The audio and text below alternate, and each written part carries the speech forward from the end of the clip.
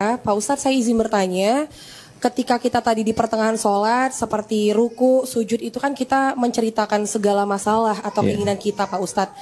Nah, ketika kita selesai sholat itu kan kita ada doa lagi. Apakah perlu kita ulang keinginan hajat atau menceritakan masalah kita? Masalah Anda mungkin ya?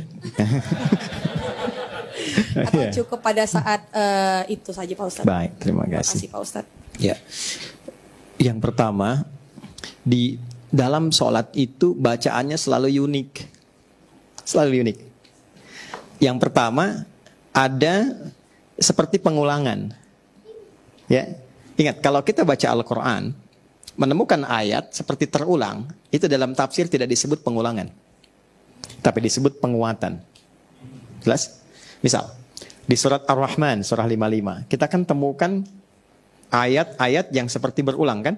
Fabi ayyi ala ya rabbikuma. Itu kalau teman-teman ngaji tafsir, indahnya setiap fabi ayyi ala, satu kedua itu beda. Yang ketiga beda dengan dua dan satu. Yang keempat beda dengan tiga, dua dan satu. Walaupun kalimatnya dibaca sama, tapi maknanya berbeda. Dalam sholat, Anda pun temukan pengulangan-pengulangan dalam bacaan-bacaan doa, ya kan? Yang sifatnya terasa seperti sama bacaannya, tapi fungsinya berbeda. Kenapa? Yang pertama, ternyata kalimat yang dibaca berulang itu dalam lafadznya adalah pembuka kekhusyuan kita dalam berdoa. Sehingga ketika kalimat subhana rabbi yang di ruku' dibacakan kembali dalam subhana rabbi yang disujud, itu maknanya beda. Di ruku' kan subhana rabbiyal azim wa bihamdi. Disujud subhana rabbiyal a'la. Kok sama-sama subhana rabbi? Karena kadang-kadang ada orang dari ruku'nya khusyuk, pas i'tidal nggak khusyuk lagi. Ya, karena setan sudah bertekad. Ini dalam hadis sahih ya di Abu Daud. Aku akan selalu tanamkan kepada setiap anak Adam yang sedang sholat informasi apapun yang ada di kepalanya. Tanamkan semua. Hatta la yash'ural musalli kam raka'atan yusalli. Sampai ada didapati orang sholat lupa sedang berapa rakaat dia mengerjakan sholatnya. Karena itu saat ruku kita bisa nangis tuh. Tapi ketika i'tidal itu bisa senyum sendiri. Karena semua dimasukin. Ya, karena itulah ketika sujud kita mengulang kalimat tadi dengan rasa yang sama untuk menguatkan kembali tekad kita sebelum berdoa lagi.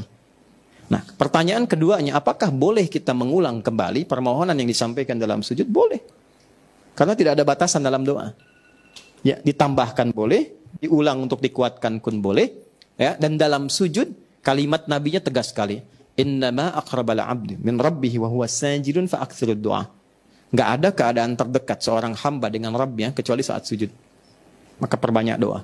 Perbanyak itu bisa menegaskan apa yang disampaikan dalam rukuk.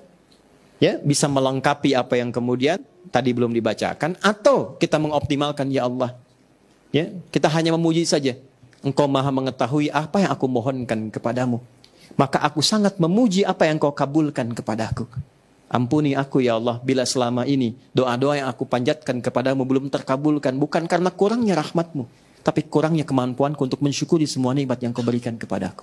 Tunduk. Nah, itu yang dinamakan fungsi ke-8 dalam sujud. Sujud itu ada 7 anggota tubuh yang menempel dan 1 yang menyertai, yang ke-8. Yang 7 itu nanti kening, 2 telapak di tangan 3, 2 di lutut 5, dan jemari di 2 kaki itu, 2 kakinya 7 plus hatinya yang ke-8. Ya. Jadi kalau saya kembali kepada apa tadi yang disampaikan, ditanyakan, silahkan ungkapkan senyamannya. Kadang-kadang kita bisa merasakan sebelum kita sampaikan, Allah Maha mengetahui. Ya, kalau saya biasanya, kalau baik silahkan diikuti. Saya biasanya kalau sujud, tidak banyak mintanya. Saya hanya mengatakan, ya Allah, Engkau Maha mengetahui tentang hamba-Mu ini. Hamba mohon ampun. Ya, karena banyak yang kurang mampu hamba syukuri dari segala nikmat Kau berikan, dan kurang taubat kepadamu dari kesalahan yang hamba perbuat. Sudah itu aja. Alhamdulillah, selama ini nggak ada masalah gitu. Ya, kurang lebih demikian. Mohon maaf kalau terlampau panjang. Allah Ta'ala alam bisawab.